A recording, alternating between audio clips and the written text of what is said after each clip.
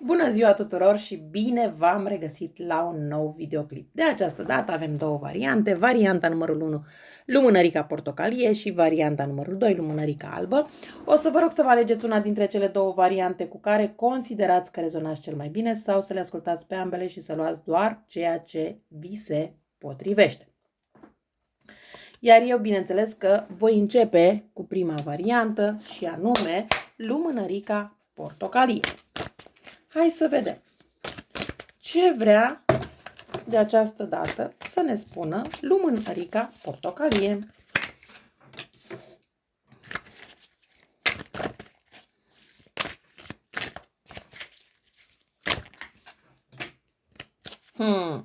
Aici se pare că această persoană se împarte între două situații. Da? Pe undeva această persoană își dorește să... Aici cred că vorbim despre situație de trio.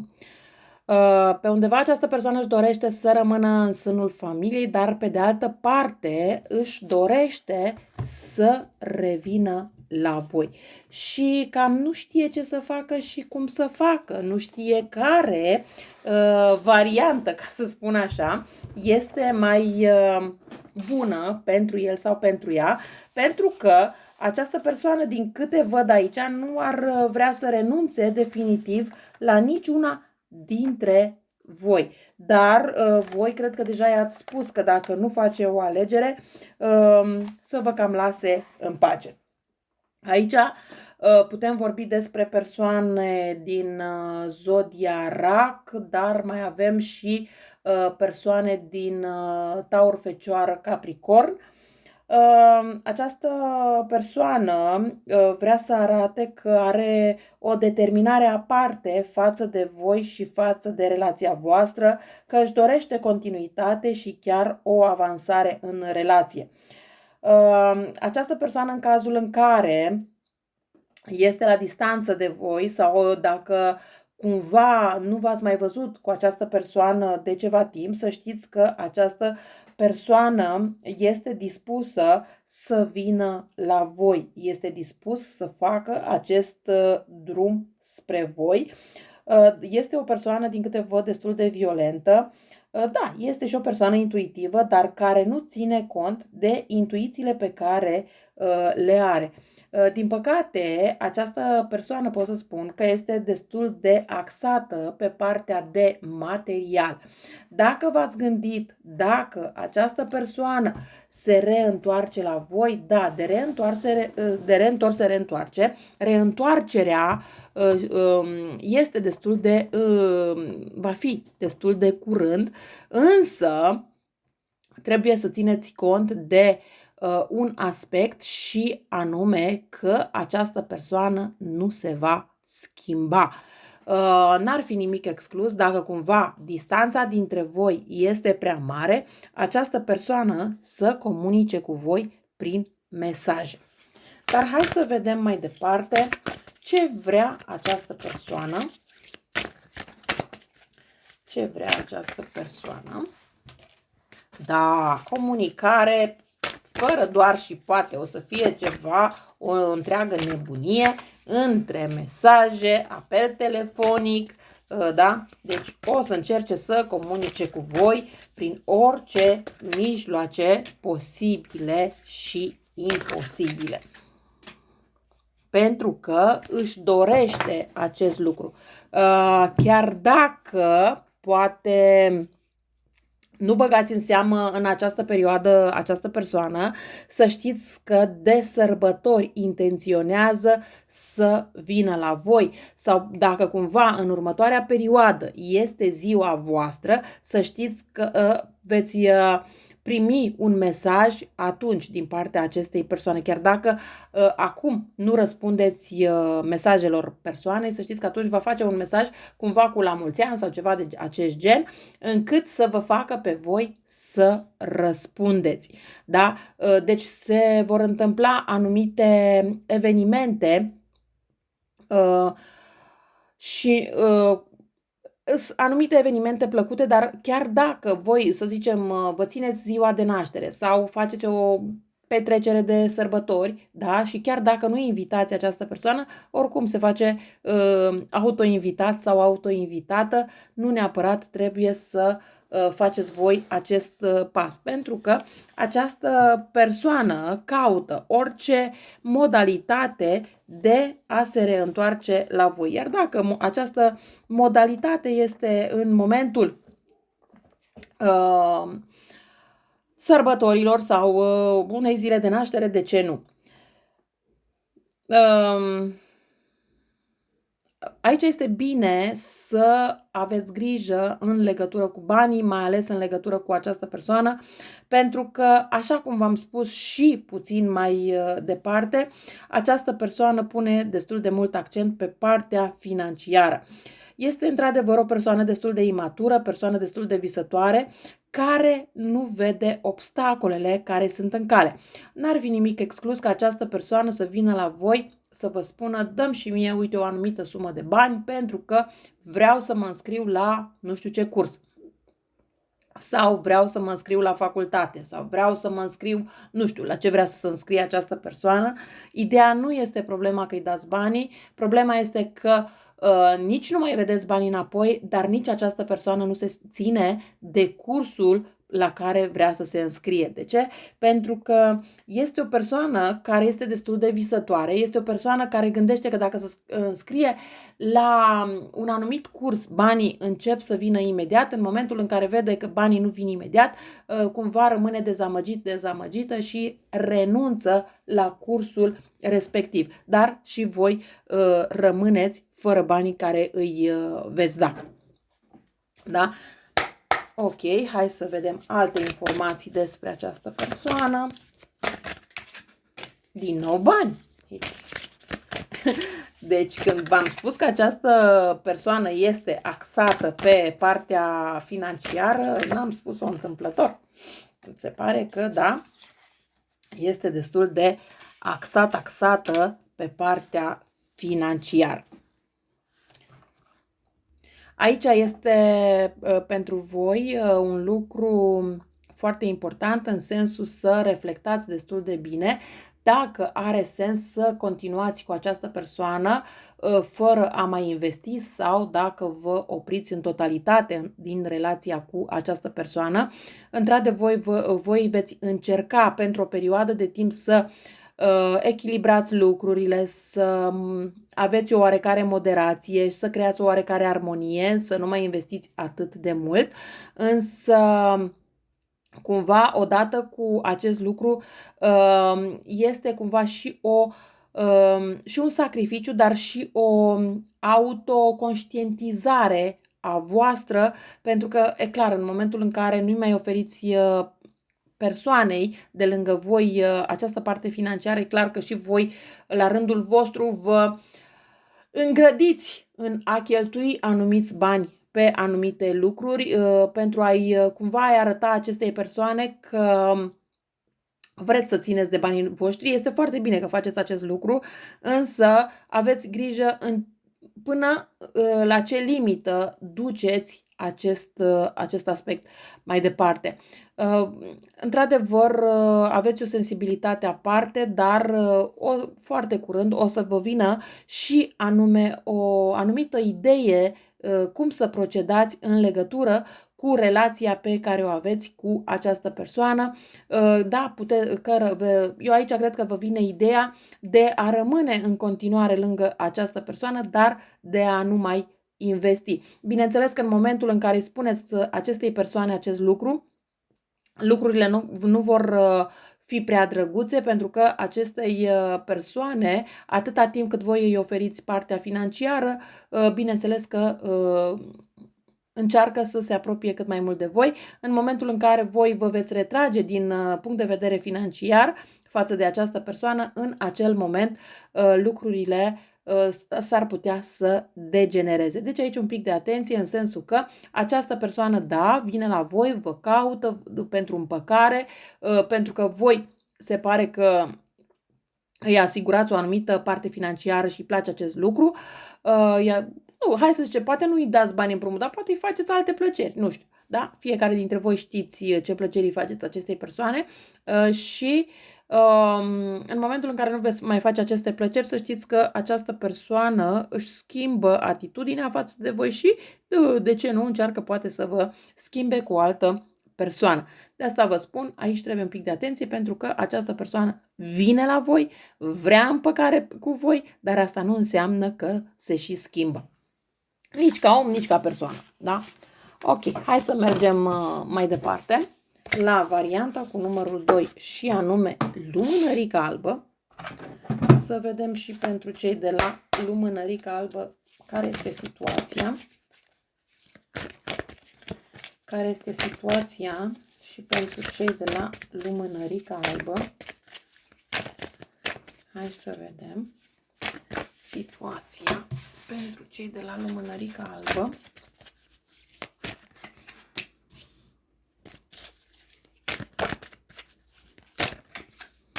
Aici se pare că este o situație în care ați încercat să creați un echilibru. Ați încercat să duceți această relație mai departe, cu toate că această persoană este o persoană destul de autoritară, este o persoană destul de critică, este o persoană destul de irascibilă, este o persoană care, aș putea să spun că avea grijă să ia din energia voastră pozitivă, să vă transfere energie negativă, în sensul că cred că atât de mult v-a criticat această persoană, încât la un moment dat ați crezut că voi nu mai faceți nimic bun sau că voi nu sunteți o persoană demnă să fie iubită, să fie acceptată, să fie într-o anumită relație. Ceea ce trebuie să țineți cont în această situație este faptul că avem, așa cum se poate observa, 2 de 9, 9 de spade și 9 de monede, ceea ce înseamnă că este o situație în care, indiferent cât de mult încercați voi să păstrați echilibru, indiferent cât de mult încercați voi să fiți calme, indiferent cât de mult încercați voi să rămâneți în această relație, în această situație, această relație era destinat, cumva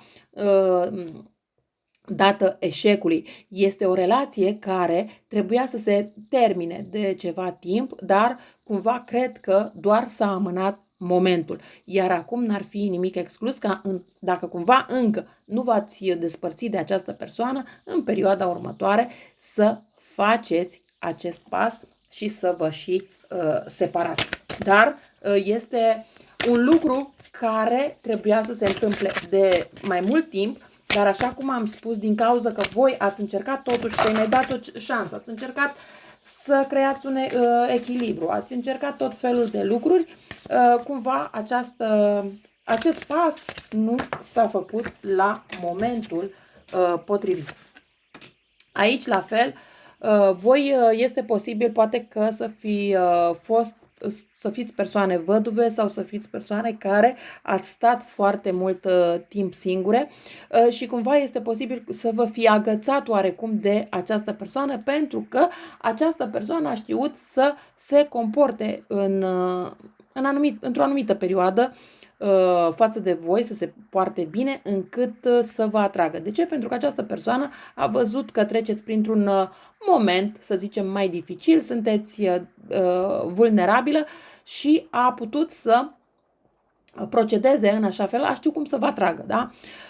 Este posibil ca această persoană chiar să vă fi declarat iubirea. Aici ce pot să spun este că iubire din partea voastră pentru cealaltă persoană există destul de multă, însă la ceea ce ține de cealaltă persoană față de voi, aș putea să spun că este mai puțină. Da, are anumite sentimente față de voi, dar nu sunt acele sentimente la fel de profunde pe cum le aveți voi. Voi ați încercat să depășiți anumite praguri în această situație, să treceți la un nivel mai departe, să treceți la alte stadii ale relației, însă, din ceea ce se vede, se pare că nu ați reușit pentru că această persoană a pus foarte multe obstacole între ceea ce vreți voi și ceea ce vrea cealaltă persoană. Aici aș putea să spun că relația dintre voi doi este o relație cu destul de multe conflicte de interese. Când mă refer la aceste conflicte de interese, mă refer la faptul că voi v-ați dorit o relație stabilă, o relație de iubire, o relație frumoasă, iar cealaltă persoană a fost mai mult pe interesul propriu, ce poate să obțină din punct de vedere financiar. Și în cazul vostru. Bun, hai să vedem altceva ce mai putem afla aici. Da, aici văd că sunteți în situația în care vă gândiți destul de serios dacă să mai primiți înapoi în viața voastră această persoană sau să nu o mai primiți. Hai să vedem ce se întâmplă dacă primiți înapoi această persoană. Ce se întâmplă dacă primiți înapoi această persoană? Da, este acel gen de persoană care, dacă primiți înapoi această persoană, știe cum să vă ofere iubire, dar aș putea să spun că este acea iubire dulce, acrișoară. N-aș putea să spun că această persoană a înțeles unde a greșit și acum încearcă să rezolve problema. Din contră, dacă și înainte v-a trădat, v-a înșelat, să știți că o va face în continuare, chiar dacă voi veți avea impresia că veți avea un adevărat succes și un adevărat progres alături de această persoană, pentru că această persoană o să vă dea impresia că își dorește acest progres alături de voi, dar e doar o fațetă a acestei persoane. Hai să vedem ce se întâmplă dacă nu vă împăcați cu această persoană. Da, adică aici este o situație care hotărârea este doar la voi.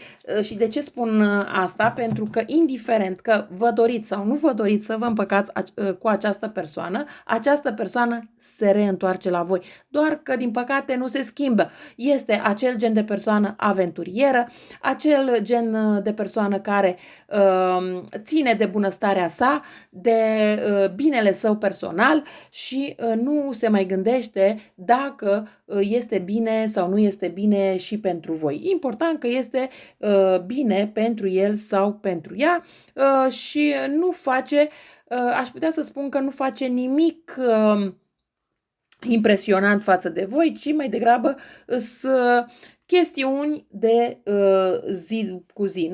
Nu este ceva, este un comportament normal. Persoana își poate schimba comportamentul, dar e un comportament pe care îl schimbă pe moment pentru a vedea unde duce. De ce? Pentru că dacă voi, în momentul în care vine la voi să se împace, voi refuzați această persoană, după o perioadă imediat destul de scurtă, această persoană vine și spune: uite, hai că vreau să demonstrez, că vreau să mă schimb, că vreau să fac lucrurile diferit, că vreau să îți aduc luna de pe cer, nu știu, orice de această natură. Dar ideea este să țineți cont că este doar o situație de moment, nu este o situație care să dureze foarte mult, și o să vă dați foarte repede seama de acest lucru. Acestei persoane îi place că voi aveți o iubire profundă pentru el sau pentru ea și cumva încearcă să vă inducă și vouă acest lucru, să vă spună că la fel simte pentru voi o iubire profundă, dar de fapt se simte bine alături de voi. Dacă vă doriți o evoluție în această relație, șansele să știți că sunt destul de scăzute. În această relație, obstacolul sunt oamenii care vă bârfesc și își bagă coada, pentru că aici sunt destul de multe persoane care își bagă coada în relația voastră și chiar bârfesc cu această persoană. N-ar fi nimic exclus ca și această persoană, bineînțeles, să le dea apă la moară, dar este o persoană care văd că este destul de ușor influențabilă și atunci, bineînțeles că asta nu înseamnă că această persoană, chiar dacă vede că anumite persoane nu-i vor binele, încearcă să rezolve problema, încearcă să vadă lucrurile dintr-o altă perspectivă. Nu. Este o persoană care îi place să se distreze și ține destul de mult la acest aspect al distracției, indiferent dacă este cu voi sau fără voi. Bun, eu cam atât am avut de spus și pentru voi. Vă mulțumesc că m-ați ascultat și vă doresc o zi cât mai frumoasă în continuare. La revedere!